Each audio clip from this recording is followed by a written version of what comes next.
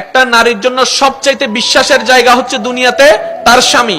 একজন নারীর জন্য সবচাইতে দুনিয়ার ভরসার জায়গা হচ্ছে তার স্বামী। একজন নারীর পৃথিবীতে সবচাইতে অন্তরের মধ্যে সবচাইতে ভালোবাসা পৃথিবীর বুকে তার স্বামী। আর একটু জোরে। কোন একজন মেয়েকে জিজ্ঞেস করেছিল যে আপনি যাকে যাকে ভালোবাসেন একটু লিস্ট করেন। লিস্ট করার পরে ওনাকে বলা হলো যে আপনি এখান থেকে লিস্ট এখানে কাটতে থাকেন, কাকে কাকে আপনি ফেলে দিবেন। এভাবে কাটতে কাটতে কাটতে কাটতে কাটতে কাটতে এক সময় উনি সবার নাম কেটে দিলেন, স্বামীর নাম রেখে দিলেন। তো জগৎ প্রশ্ন করলো, আপনি এটা স্বামীর নাম রাখলেন কেন? সবাই আমাকে ছেড়ে দিতে পারে, আমার স্বামী আমার হাত কখনো ছাড়বে না। এটার নাম হচ্ছে নারী জাতি। সুবহানাল্লাহ। আপনি একটু খেয়াল করে দেখেন না, আপনি আমি নিজের এলাকা ছেড়ে যদি কোথাও যাই 3-4 দিন পরে কিন্তু আর ভাল লাগে না। কথা বলেন।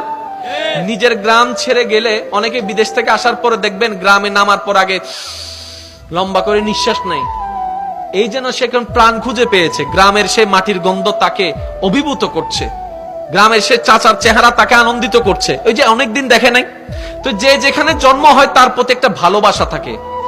আমাদের মা বোনদেরকে দেখেন, যেখানে জন্ম হয়েছে, যেখানে ছোটবেলা থেকে বড় হয়েছে, যে উঠানে খেলেছে, যে ঘর ছেড়েছে, যে ঘরে খেলেছে, যে ঘরে থেকেছে, যে পরিবারে বড় হয়েছে, হঠাৎ করে একটা প্রস্তাব আসলো, অচেনা এক পরিবারের মধ্যে চলে যাচ্ছে, অচেনা একটা পরিবারের মধ্যে চলে যাচ্ছে, অচেনা এক সমাজে চলে যাচ্ছে।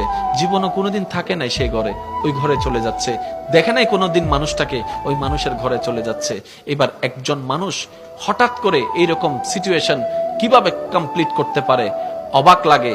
মনে রাখবেন, আল্লাহ তাআলা যদি আমাদের মা বোনদেরকে ধৈর্যের পাহাড় না বানাতেন, হয়তো এই পৃথিবীতে পরিবার নামটা থাকতো না, সংসার নামটা থাকতো না।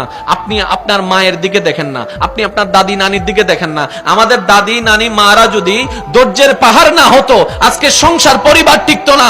ওনারা হাজার কিছু সহ্য করে সংসারকে টিকাই রেখেছেন। সুবহানাল্লাহ।